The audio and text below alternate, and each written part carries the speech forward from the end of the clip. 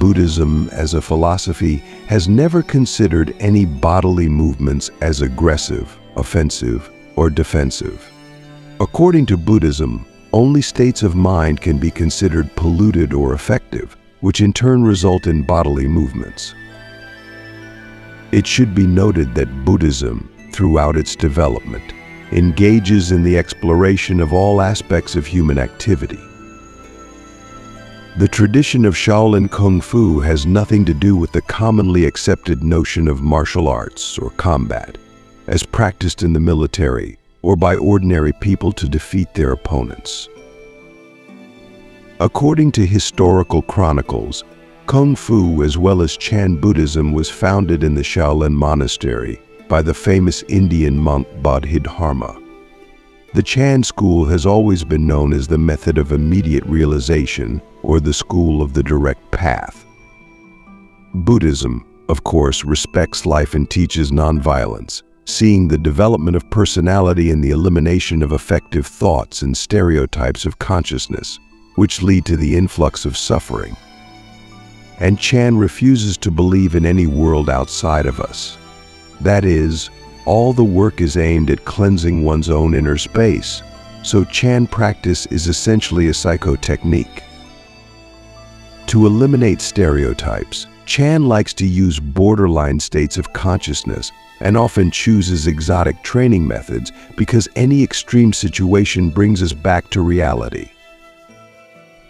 In an extreme situation, there is always a threat to life, so to survive, complete concentration and complete freedom from all illusions is necessary. This is the essence of Kung Fu practice. You can meditate in a beautiful temple to beautiful music, but often it remains just a beautiful game, a dream that always ends. Only a completely free person can meditate and remain spiritual on the brink of life and death. But where does this struggle come from? Why bring additional suffering into this already unhappy world? This is related to the duality of human nature and the duality of this samsaric world. Chan teaches that this inner war is going on within all beings.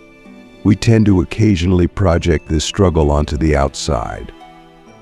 Thus, a person is inclined to commit violence against others or against themselves due to the ever-present fear and ignorance of the true nature of the world. Moments of happiness are a brief rest before the further journey, and we often tend to soothe ourselves with beautiful tales like spirituality or miracles of civilization acting as drugs that distract from reality. The greatest courage in this situation, according to Chan practitioners, is to confront the problem, to face danger, to face one's demons and imperfections. Hence it is called the path of a warrior. To face one's dark side head-on is truly a heroic path. And the trouble is that this dark side often manifests itself to us through our opponents. The essence of Buddhist practice is to eliminate the concepts of self and world, self and others. Bodhidharma said no self, no others. In a combat situation, a Shaolin monk does not distinguish between themselves and the opponent. They merge into one. And this is where Buddhist compassion manifests. The fighter becomes the opponent, becomes their opposite as day follows night, as yin follows yang. In reality, we are never separate from our opponents. We are inherently unified. And only primordial ignorance creates the illusion of our detachment from the world. Then where do the blows and pain come from? They are merely expressions of our inner suffering and our learning, what helps us see our mistakes. But traditionally, all Chan methods, whether koans or Kung Fu practice, have always been an internal affair of Shaolin Temple and were not intended for use outside the monastery walls. And although many layman fighters, for one reason or another, mastered internal techniques, it has no relation to the true spiritual tradition of Chan.